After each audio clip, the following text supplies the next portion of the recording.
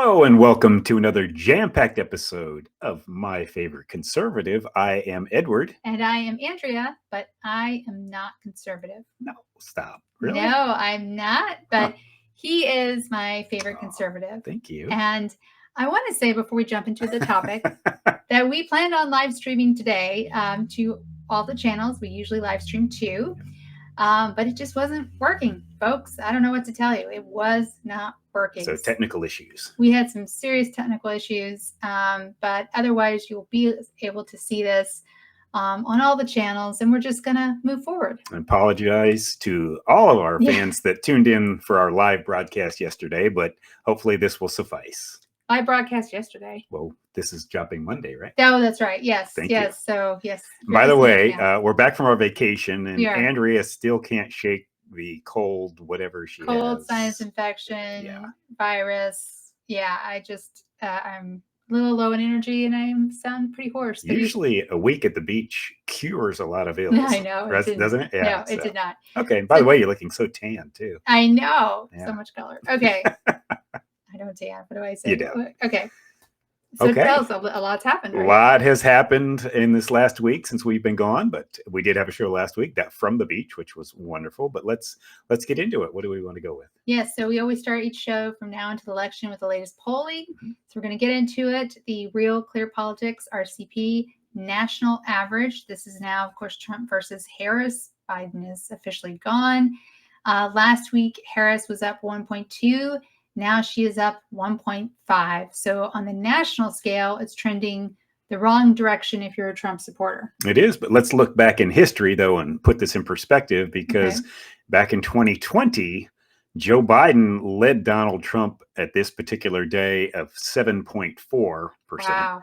And in 2016, Hillary led by 6. So with Harris being up 1.5, it's certainly not insurmountable. Yes, yeah. And let's jump into the battleground states. The battlegrounds, yes. Yeah, I'll take the East Coast. Okay. So last week in Pennsylvania, Harris and Trump were in a dead heat. Now Trump is up a whopping 0.2, well within the margin of error. Last week in North Carolina, Trump was up 1.2. He's still ahead of Harris. It's dropped slightly. He's now up 0.9. And Georgia, Trump is exactly where he was last week. He's up 1 point over Harris in Georgia. Okay, let's go to the very important Midwest. Let's start with Wisconsin. Last week, Kamala was up 1.0. She maintains that 1.0 today. Just like Trump in Georgia. Similar. Yes. And let's go to Michigan, where last week Harris was up 2.1. She's up 2.0. So not a lot of change there. No, and that's trending in the right direction, I think, because I think Michigan's going to end up being more important than Pennsylvania. Just to call it a gut feeling. Take us out west. Let's do it. Let's go to Nevada first, where last week Trump was up 1.3. He's now up 1.4. And in the very important state of Arizona, last week Kamala was up 0.2. This week, hello, Cat. Trump is up 0.2. So basically a half a point swing there into the Trump camp. Yes. Yeah, I think that's pretty significant. So, and then on Predict It, again, one of my favorite sites, I can never say it right the first time, predictit.org, where people bet on the races. Last week, it was Harris 58, Trump 44. Again, this is actual money, not percentages. Harris has dropped down to 55. Trump has picked up those extra 3 points to 48. So it's tightening up among the gamblers as well. It is. And, looking at these numbers here, especially in the battleground states, not a single state is outside the margin of error. No, they're not. So it's going to be. It's going to the wire. It is. Yeah, no doubt. So let's go over what happened in the world of politics last week. What if I told you about not hitting things? I get animated sometimes. Yes, he does. And he hits things, the desk, the mic. Well, not you. Yes. No. Okay. So the biggest story, obviously, was the Democratic convention Monday through Thursday. So we're going to just give you the highlights and try to touch on maybe some things other people haven't said yet. So the first night was Monday, August 19th. What was the theme of that night? Well, that was a goodbye to Joe. It was. Yeah. It was. The fearless leader. Yes. I think every left-wing outlet, but I repeat myself, said he was just selfless and only pulled out because he loves America. Come on. We all know Pelosi twisted his arm. We all know she made that happen.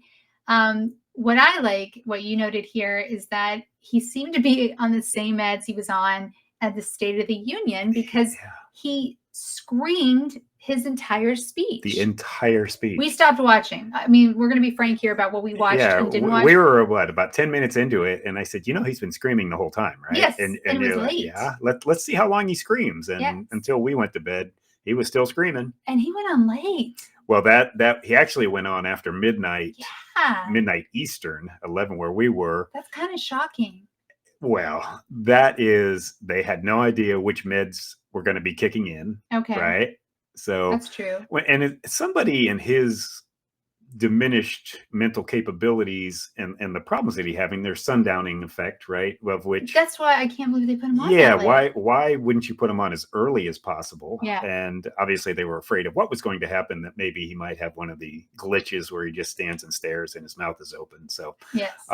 It was, to me, it was just kind of a sad affair where Nancy Pelosi is now, in more and more interviews, is revealing a little bit more each time on basically how she shivved him, and twisted the knife when it was in, and basically said, my way or the highway, you can go quietly. We'll talk great things about you. We'll make sure you're taken care of, or we're going to trash you for all of history. Which one do you want? There were some other goodies on Monday night. There were. They stuck Hillary in there too. That's a goodie. Well, I mean, she gave a good speech, but it makes you wonder if she's just not absolutely furious because she still feels like she should be president. And to sit there and watch someone who is, whatever you want to say about Hillary, she's very smart. Hillary, smart person. Harris, not so much. And then one of our favorite moments was when Bernie Sanders. Bernie Sanders used to rail against millionaires. Millionaires and billionaires. Yes, but until he became one. Yes. And then all of a sudden, when Bernie Sanders became a millionaire, that got dropped from everything. And now he only rails against billionaires with a capital B as in boy. And then in the deepest of all ironies, he introduces J.B. Pritzker, who is a billionaire. Yeah. So Bernie's out on stage railing against how bad billionaires are. And here's J.B. Pritzker. And it's like, he's from the Wrigley fortune, right? Yes. He and all his brothers and sisters are billionaires. just to hear that. Yeah, but someone missed that. I'm sorry. I actually almost felt bad for Hillary. She's out there giving probably what will be one of her last major addresses, right? Yeah. And she's thinking, my God, Joe Biden and Kamala Harris were presidents. If Kamala wins. And I wasn't. And they're so effing stupid. Yes. They're just not smart people. And Hillary, again, certainly a high intelligence and a hard worker. Whatever you say about Hillary, she will put in the work, no question. But yeah, sad. Yes. There's one more thing you wanted to mention. There was. What was really funny was just on night one. Now, of course, we all know Kamala has no platform whatsoever. They mentioned Donald Trump, and not in a favorable light, 147 times in one evening. Yes. Wow. Yeah. Somebody lives in their heads. Yes. Night number 2 was Tuesday, August 20th. I would say this was the star-studded night, right? Because they brought on both Barack and Michelle Obama. What was interesting about this was originally Michelle was scheduled for Tuesday and Barack was scheduled, President Obama was scheduled for Wednesday. And we have a lot of theories about this, but I think we can easily say they both gave very impassioned speeches. Yes. They read off teleprompters really well. Mm-hmm. But we were kind of debating, why not spread them out? Because they have so much star power. Was Kamala worried about being upstaged? Did they just literally want to get in and get out? Because everyone knows that Obamas did not want Kamala Harris. Yeah, I think both of those things you said were correct. That, putting Barack Obama right before her, on the third night out of the 4 nights, would remind everyone of who she isn't.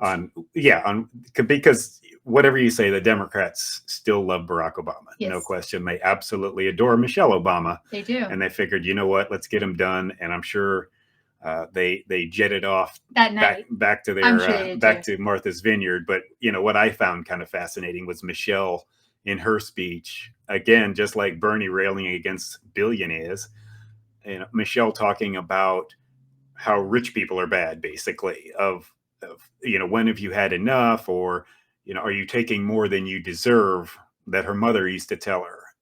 Again, does she need to hold up a mirror? She does. I know.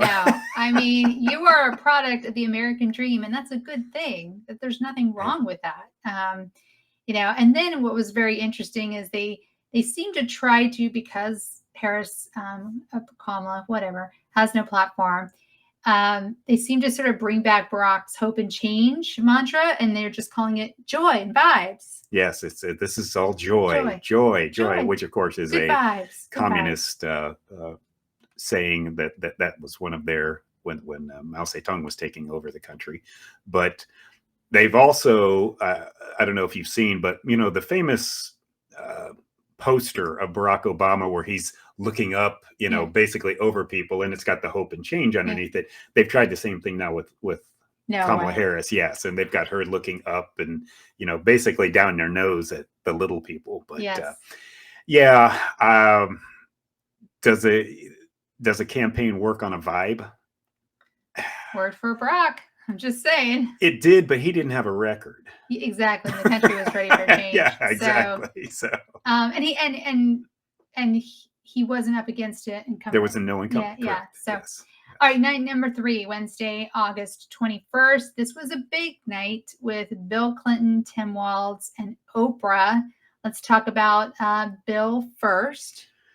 Bill didn't look good. Bill didn't sound good. He really seemed elderly. Yeah. Which scared me because his voice is turned. He and my dad are the same age. Kind of scared me. Yeah, the hands were shaking a bit. People are mentally sharp, speculating. Oh yeah, mentally, no question. Yeah, but he just seemed a lot frailer than he had in the past. He did. Yeah, he went on that diet after he left office. Yeah. He lost a bunch of weight. I think he'd had a couple of scares or something. Yeah, and he just doesn't look healthy. Doesn't sound healthy. So wish him the best though. Tim Walz, tell us about him, because I know he accepted the nomination for VP officially, but Tim Walz to me always reminds me of Chris Farley.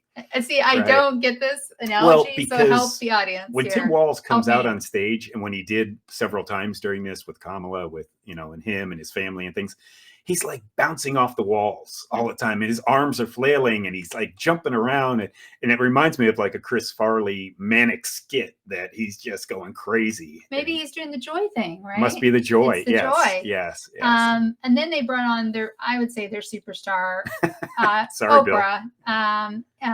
What's interesting is that they tapped Oprah in 2012 when it looked like that Obama was going to have a tough time with his reelection. Mm-hmm. They went back to Oprah because they were having trouble, and Oprah helped get Obama elected in 2008. I don't think anyone would argue with that, right? Question. She really galvanized her audience.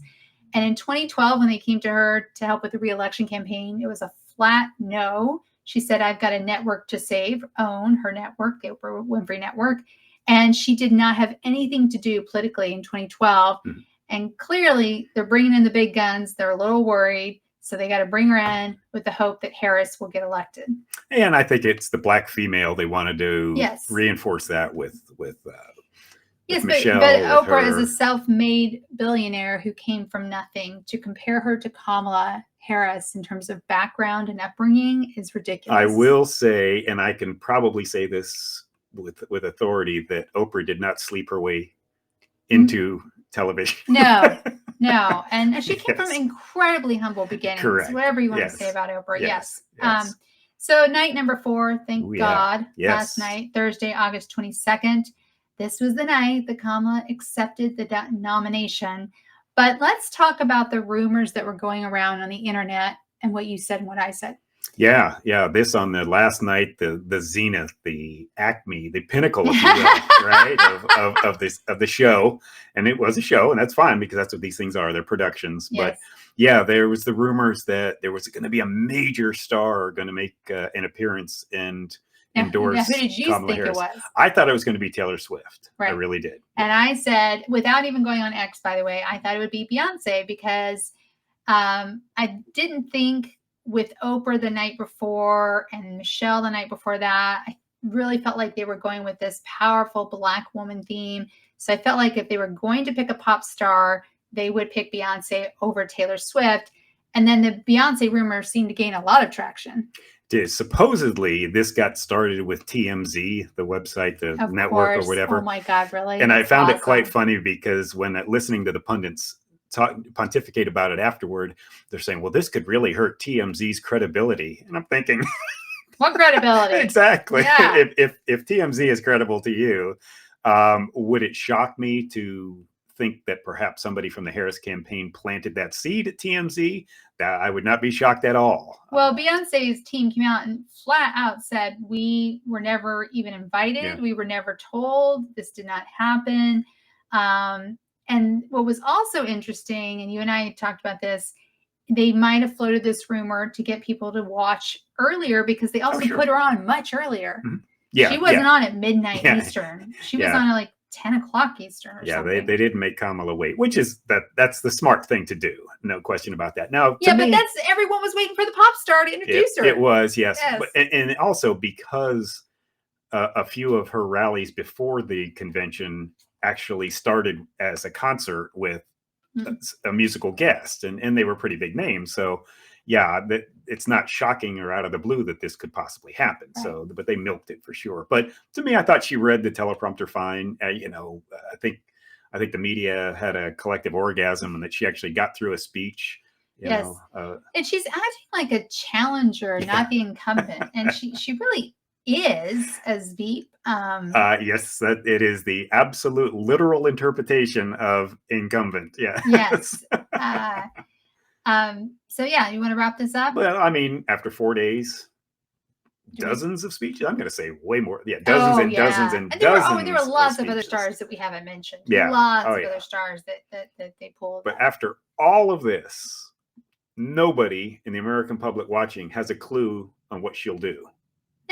No. So that brings us to the next part of our show, Kamala Harris's platform. But wait, she's going to be joyful not doing anything. Yes, but let's talk about her platform. Please introduce it. Well, thank you. Or lack thereof. But she has not given a press conference to date. Now we're talking, I think we're like 30 days in at least. Mm-hmm. Now, when you launch a presidential campaign, one of the first things you do is you sit down with basically every single person in the press that you can to get your message out. Right?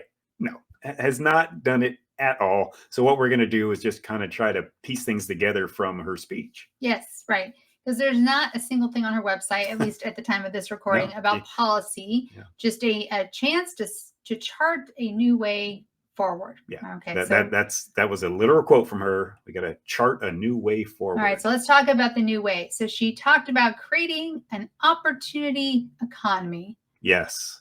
How vague. Yes. You have a name for it. Yeah. Kamalanomics. Kamalanomics. That's a little bit of a mouthful. It is Kamalanomics. Yeah. Okay, I like it. Or Kamalanomics probably is better, even though she pronounces it the other way, which people still can't understand. Yes. So she was very adamant that she personally, the president, will lower the cost of everyday needs like healthcare, housing, and groceries. So I'm going to introduce this sort of subtopic and give you. Let's tell our audience how she's going to end America's housing shortage. This is hilarious. Yeah, well, this is an actual quote from her speech on Thursday night. She's going to lower the cost of everyday needs like healthcare, housing, and groceries. You're vice president right now. Is there some magic plan that will lower these things? Well, maybe this is all going to be executive order. But anyway, let's continue. So let's start with housing. So she's going to go with housing. She, as in the federal government, are going to pay for and build 3 million new housing units. Now, when I saw that number, I thought, let's see, they've just spent, I believe it's $7 billion on building 500,000 EV charging stations around the country. And they've completed 8. Okay. But yet we're going to build 3 million houses. Okay, there's more. So, let's stay on the topic. Rent control. Yes. We're going to institute rent control. On a federal level somehow. Yeah, somehow they're going to tell people that you can't raise your rates more than this much per year, whatever, that sort of thing. And then, of course, and it's my favorite. The fun one is $25,000 for new home buyers. I've never bought a home before. Do I qualify for that $25,000? I would guess you would. Yes. Okay. But I mean, the basic, when the government artificially increases demand, which doing what they're saying that they want to do is going to do through subsidies, prices will increase. And that is dictated by the law of supply and demand ever since we've been a country. There's no question about that. Right. It's sort of basic economics. And maybe the government should stay out of housing. Yeah. I mean, maybe for, some super low income or veterans or something like, probably more, I would be more for veteran housing. Yeah. But yeah, the federal government shouldn't be involved in promoting certain builders over others to do certain things. I just want to add one more thing before we move on to the next part of her so-called economic plan that's not written down, is not everyone's meant to be a home owner. Correct. Either. For a lot of people, it doesn't make sense that you own your home. And so I think it almost puts this undue pressure on people. It is. That's a good point because, let's look back real quickly back to 2008. Basically from the early 2000s, 4, 5, 6, 7, George W. Bush, he thought the greatest thing was to get as many people in houses as possible because it cements you as a more solid citizen. You have more responsibilities.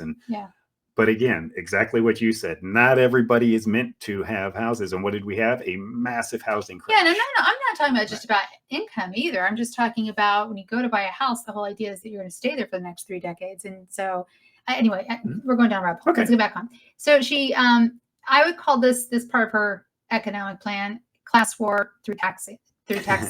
Yeah. So let's talk about tell our audience all these tax increases that she's going to do that are going to definitely work. Yeah. Now this is nothing that she has said, but she'll have her campaign send a memo to somebody. Right. So she wants to increase the corporate tax rate from 21 to 28%.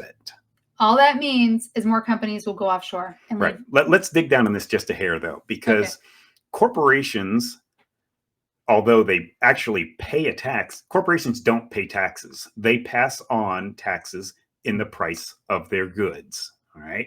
So they do pay taxes, but in order to do so, they pass the cost on to the consumer. Exactly. So they'll technically write the check. But they do pay taxes. Yes, but not we're the ones paying the corporations to pay their taxes. Or they'll just move offshore. They'll leave you at the U.S. soil. Right. But think about this. So, she's talking about, price controls on groceries and all kinds of things like that. So imagine you're a corporation. They're going to increase your taxes from 21 to 28%, but they're only letting you charge a certain amount for your product, and you can't go over that. So they're increasing your expenses. They're not letting you increase any margins. Okay, I think what's it going to lead to? Shortages. People are going to stop. Companies are going to stop producing things because there's no reason to keep producing something if you're not going to make any money. Okay. FYI. But let's continue. Shall we? Bullet number 2. What's his tax? Capital gains. Yes. So the income that you make from a capital gain purchase is at 20% right now. Okay. She wants to increase it to 44.6%. I really wonder how she got that number. What economists pull that number out? Let's increase it more than 2 times of what it is already, or double the expense. I mean, it's hard to believe how stupid this is. Well, the next one's my favorite. I'm just going to interrupt you. Yes, go right ahead. Unrealized gains tax on high net worth individuals from 0 to 25%. Now these are unrealized gains. That's the key. That's the key phrase right there. Unrealized. Let's explain that to people what that means if they don't know what that means. Sure. In layman's terms, can you give it a very a story? Let's say you've got a piece of art that you bought as an investment. Yes. Real simple. Okay. You paid $100,000 for that piece of art. Right. The next year, the government tells you that went up to $150,000 in value. In value. You're still hanging on your wall. Right. But they want to tax you on that extra $50,000. That is crazy. They want you to pay that right up front. That is crazy. Now, what happens when next year, it goes to crap and it's now worth zero? Yeah. Do you now get $150,000 tax credit? This is, to me, this is like the CPA Accountant Employment Act of 2024, right? That it'll be so difficult to understand and to do. Everybody's going to have to hire everything that you own out there. If you've got baseball cards, right? They're in your basement. Guess what? The government wants you to, list that as an asset, and they want to tax you on that asset. So anytime you hear unrealized gains, that's on everything. It is on everything. It's terrible. Yeah, so. that is to me is the stupidest idea they could come up with. Yes. Also promising a middle class tax cut. Yeah, she did. Yeah, and because we know how infamous and famous the Dems are for cutting taxes. Okay, folks, this is an election season conversion, right? When inmates are on death row and they all come to Jesus, right? Okay, that's a exactly. Yeah, I'm getting close to the election. Oh crap, what are we going to do? Tax cuts for only the middle class. Yeah, okay. But I find it kind of interesting because it's almost like they're just throwing crap up against the wall. And see what sticks. Yeah, there is no narrative. The only joy. narrative is joy, right? Yeah. Okay, that's something. That's a winner.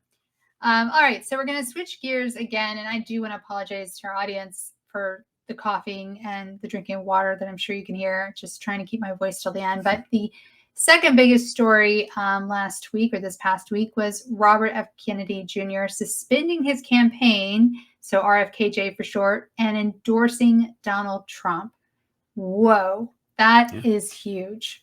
A biggie, for sure. So he really blasted the Democrats for their hypocrisy on democracy because they have done everything possible to keep him off the ballot.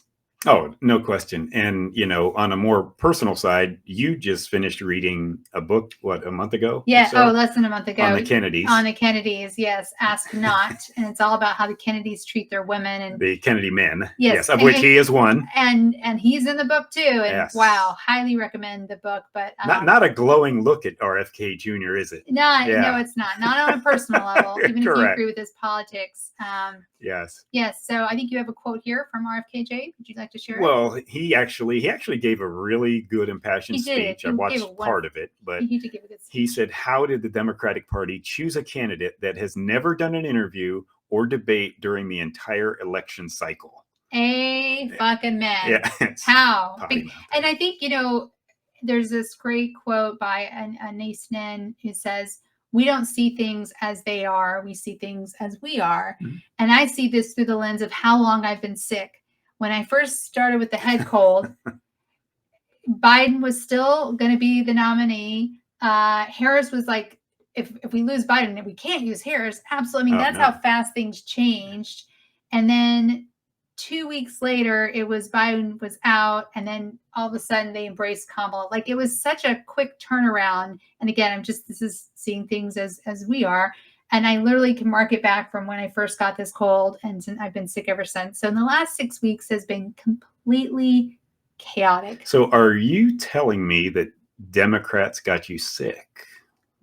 Is that where we're going with this? No, okay. I'm just saying that I'm measuring it in my own way, in my own weird way, because this is clearly my summer of being sick. And it's just crazy to me that 6 weeks ago, Biden was still on the ticket. Everybody was worried. But even when they were like this back, this chatter was like, they were whiteboarding, right? Yes, they were like, we can't have Kamala. It's got to be somebody else. Yes. It's got to be somebody else. Yeah, her ratings are lower than his. God, who can we come up with? How about Michelle? How about this? How about that? Instead, they just completely she's like the second coming. She's Joan of Arc. She's, Margaret Thatcher all rolled into one. And I want to say one more thing before you talk about what the Democrats have done to some other candidates, because it's not just RFKJKG, yeah. RFKJR. How's that? RFKJ. Oh my God. What's really interesting was he said he's going to take his name off the ballot in 10 battleground states. Now, I counted. I thought there were only 7, but okay. But 10 battleground states. He's going to take his name off the ballot because he really thinks those votes would go to Trump. He's going to keep his name on the ballot in the other 40 states, I think, to kind of show more the popular vote. Is that my understanding? Exactly. So he knows that if his name stays on the ballot in these other states, especially the heavy blue, no, not battleground states. So they're going to draw more popular vote from Kamala Harris. Got it. But in the battlegrounds, he wants to basically send that message out to his people. I'm off the ballot, vote for Trump. Yeah. Versus the ones that aren't battlegrounds, he's saying, hey, if you still want to vote for me, that's cool. Yeah. Yeah. So, okay. And they haven't done this just to him. No, they haven't. They did everything possible to get rid of RFK Jr. Out of the Democrats, and they drove him out of the party pretty much. Yes, they did. But Jill Stein, and she's running as the Green Party, and Cornel West, Angry Black Man Party. Is he running as the Libertarian? No, he's not the Libertarian, but anyway. He's a professor. I know who he is. Yeah. I didn't know. But these two are serious contenders in terms of picking up third-party votes in these states. Stein's done it before. Big time. Yeah. And the Democrats are now doing everything in their power to get them off the ballots in most of these battleground states. So, again, democracy. Yes, because democracy to them is, let's get everybody off the ballot and we'll win. Yay. Oh, gosh. Okay. Are we done with all that fun stuff? We are. Let's hope this next week. I'm always hoping as an American for a boring week. I hope for an exciting week as doing this podcast, but no telling. So we will see. Yes. Okay. So we have a This Week and WTF, and this one you're going to introduce. This is a fun one here. From our good friend, Kylie Stevens at the Daily Mail Australia. Crikey. All right. I'll say there. Yeah. Okay. Headline, woman who was allegedly filmed performing a sex act with a live brown trout on a boat faces court. So the trout's fish we're talking about. Yes, we do mean fish. Let me go to the story, shall we? Yes, please. A woman who was allegedly filmed performing a sex act on a live trout has appeared in court for the first time. Catherine June Lee, 58, from the Hobart suburb of Howden, faces 3 charges in relation to bestiality material allegedly produced between February 2022, January 2023. Anyway, I guess, did she do it more than once? I don't know. Yes. So she is charged with 1 count of possession of a bestiality product and 2 counts of making or reproducing a bestiality product. What product? Oh my God. It says police allege the disturbing film showed Lee lying on a boat at sea somewhere near Tasmania's South Sea, I guess, as her male co-accused used a live brown trout to perform a sex act on her. The footage depicted sexual activity between Lee and the trout, court documents. How are you? I'm sorry, I don't want to get gross, but how are you using a fish to perform a sex act? So I did Google, does a trout have teeth? And yes, they do. I'm going to guess it's some sort of oral copulation.